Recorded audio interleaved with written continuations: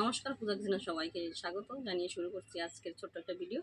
তো আজকের চৈত্র সংক্রান্ত, তো আজকে আমাদের বাড়িতে পাঁচন রান্না হয়। আর কি কি রান্না হয়, মানে কি কি সবজি দিয়ে রান্না হয় তা আজকে তোমাদের দেখাবো।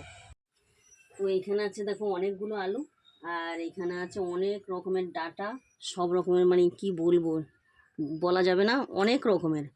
আর এখানে আছে এঁচড়, আর এখানে আছে কাঁচকলা, এখানে আছে ভাড়ালি, আর এখানে আছে মিষ্টি আলু, মিষ্টি কুমড়ো, আর এখানে আছে ছিমের বিচি, আর এখানে আছে ছোলার ডাল, না মটরের ডাল, ছোলার ডাল মটর।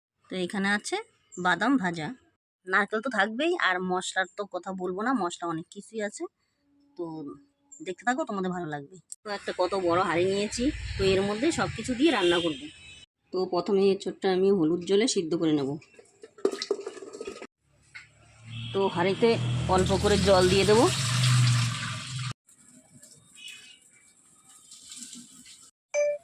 হাঁড়িতে জল ফুটে গেছে, দিয়ে দেবো আলু। প্রথমে আলু দিয়ে একটু সিদ্ধ করে নিয়েছি, এখন দিয়ে দেবো মিষ্টি আলু, মিষ্টি কুমড়ো দিয়ে দেবো, ছিটি দিয়ে নিয়েছি সিমের বিচি, মটরের ডাল, তো দিয়ে দেবো। দেওয়া হয়ে গেছে থোর আর কাঁচকলা,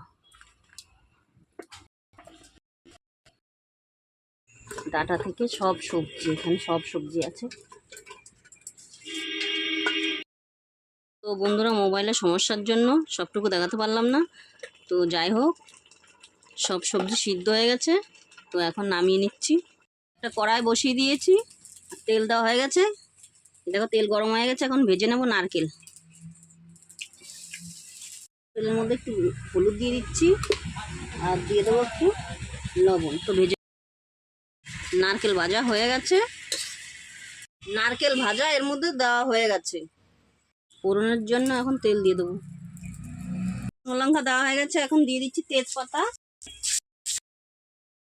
পাঁচ ফোড়ন দেওয়া হয়ে গেছে, দিয়ে দেবো। চিনি দেওয়া হয়ে গেছে, আর মিষ্টিটা অনেকটাই বেশিই লাগে। আর এখন দিয়ে দেবো জিরের গুঁড়ো, দিয়ে দেবো ধনের গুঁড়ো। তো বন্ধুরা, এক হাঁড়ি পাঁচন রান্না করা হয়ে গেছে। আর আমার চ্যানেলটি যদি তোমাদের ভালো লেগে থাকে, অবশ্যই লাইক কমেন্ট শেয়ার করবে, আর সাবস্ক্রাইব করতে একদম ভুলবে না।